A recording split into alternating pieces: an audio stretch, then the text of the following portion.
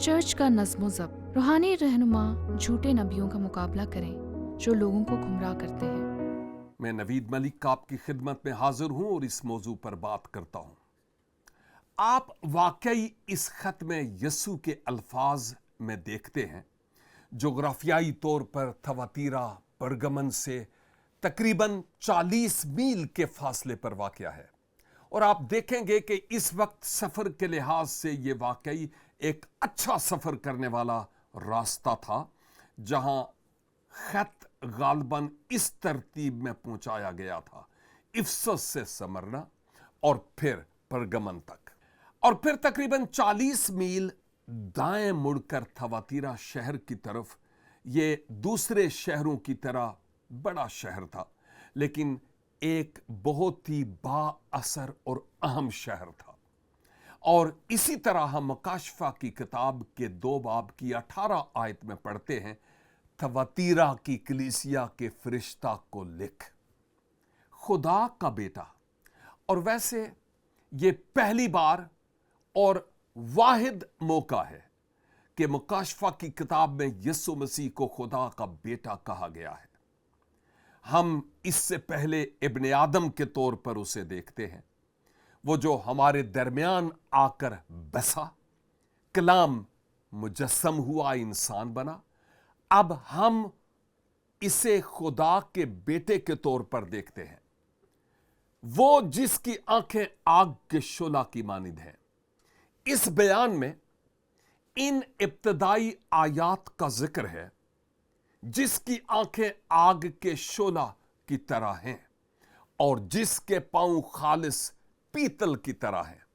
اور یہ واقعی فیصلے کے تصور سے نمٹ رہا ہے، اور اس طرح یسوع تھواتیرا کی کلیسیا کے رہنماؤں سے کچھ خاص براہ راست طور پر الفاظ کہنے والا ہوتا ہے۔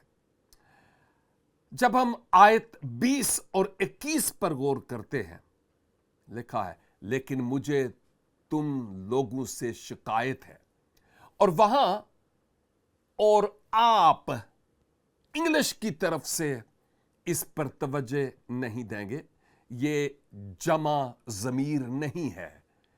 کئی بار جب آپ دیکھتے ہیں یونانی متن سے ترجمہ کیا گیا ہو تو یو جو انگریزی کا ایک لفظ ہے، یہ جمع کے طور پر استعمال ہوتا ہے، جیسے آپ۔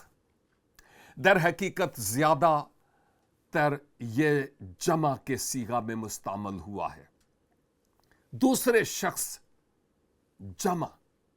یہاں یہ ذاتی بات ہے۔ میرے پاس یہ آپ کے خلاف ہے، یعنی آپ کے خلاف شکایت ہے۔ آپ اس کلیسیا کے رہنما ہیں۔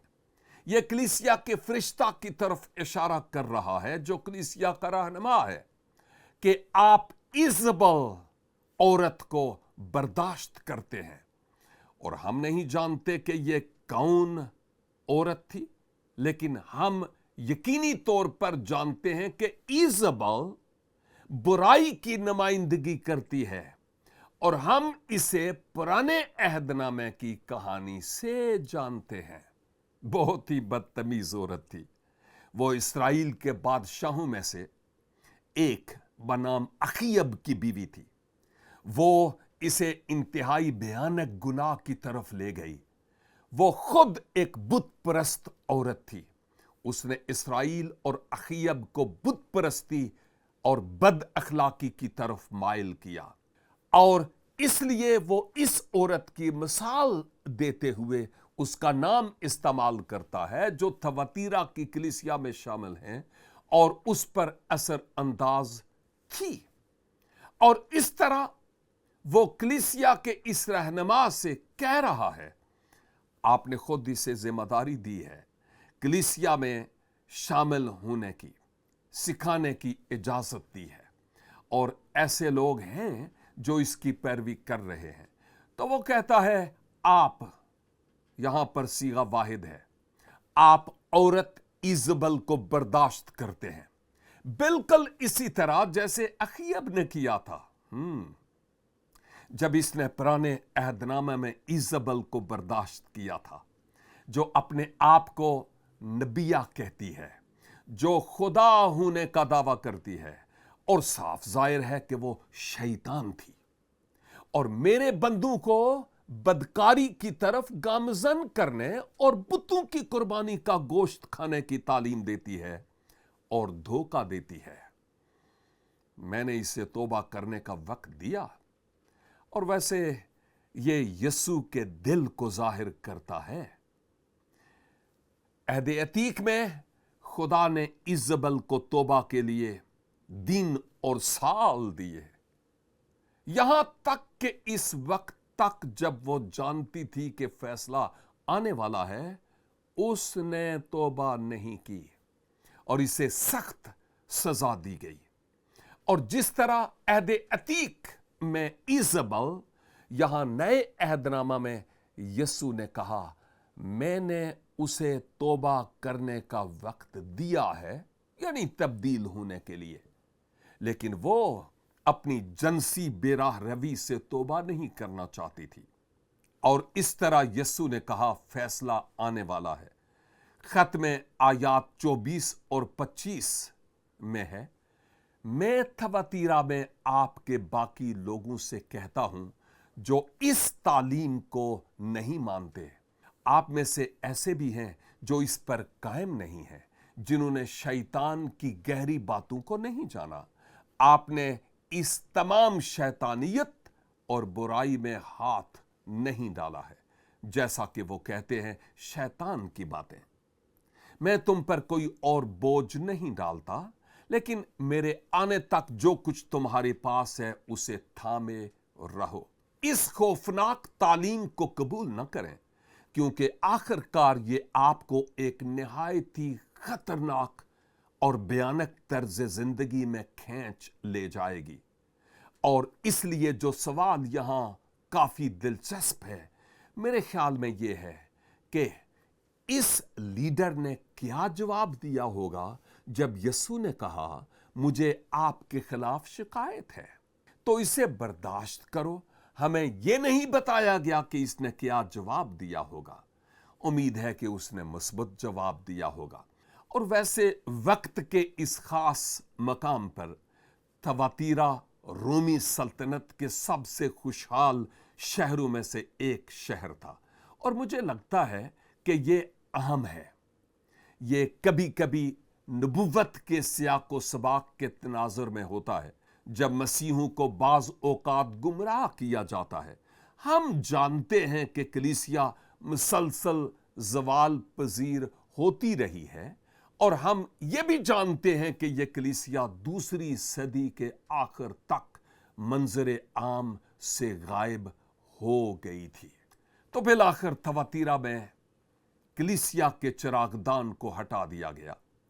थवातीरा शहर में से रोशनी जाती रही। लिहाजा हम कियास कर सकते हैं कि इजबल ने अपनी बुरी तालीम को जारी रखा। इस कलीसिया के रहनुमा ने इसे बर्दाश्त करना जारी रखा, और आखिरकार उसने कलीसिया को तबाह कर दिया।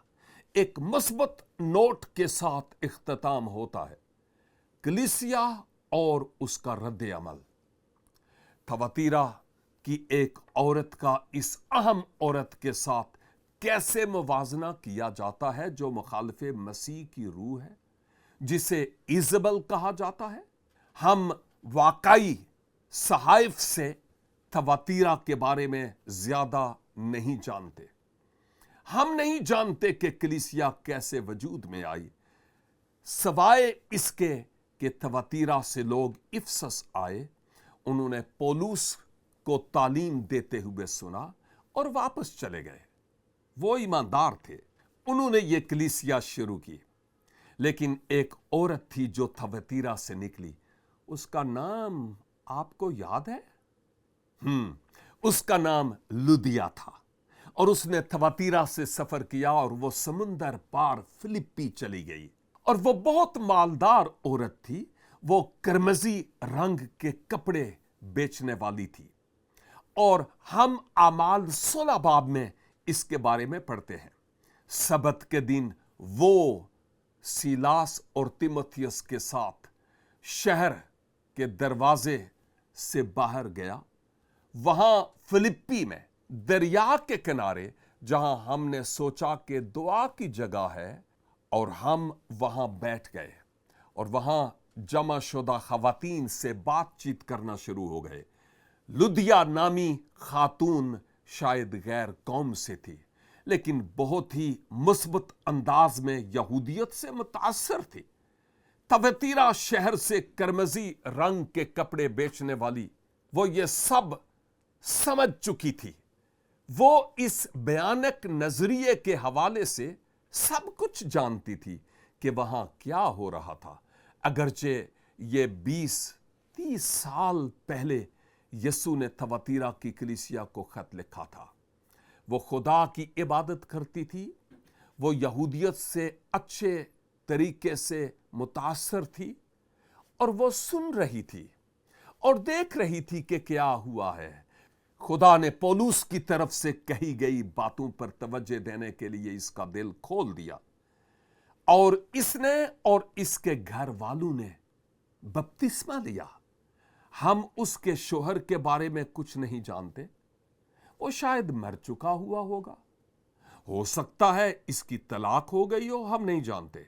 शायद इसीलिए वो यहां से फिलिप्पी के इस शहर में जाकर आबाद हुई।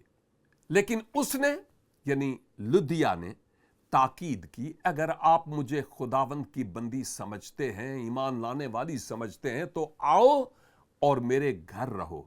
और उसने हमें कायल किया, और जब हम खत के इस हिस्से को देखते हैं जिसमें इस बुरी बदकार औरत इजबल के बारे में बात की गई थी, मैं मदद नहीं कर सकता, लेकिन लुदिया के नाम से एक अजीम औरत की एक बहुत ही मुस्बत मिसाल के बारे में सोच सकता हूं, जो इसमें बहुत असरअंदाज हो गई थी। फिलिप्पी में कलीसिया, शायद ये वो जगह है जहां कलीसिया मिलकर बैठती थी, और इस मकसद के लिए ये औरत अपने घर को खोल रही थी, और इसका शहर के लोगों पर बहुत असर था। कलीसिया का नज़्म ज़ब्त वाकई यहां का मौजू है। मकामी कलीसियाओं में बुनियादी रहनुमाओं के तौर पर हम उन लोगों का मुकाबला करने के जिम्मेदार हैं जो लोगों को गुमराह कर रहे हैं, और इस किस्म की जिम्मेदारी के साथ एहतसाब होता है। और यसु ने बराह रास्त तवतीरा की कलीसिया के रहनुमा से बात की।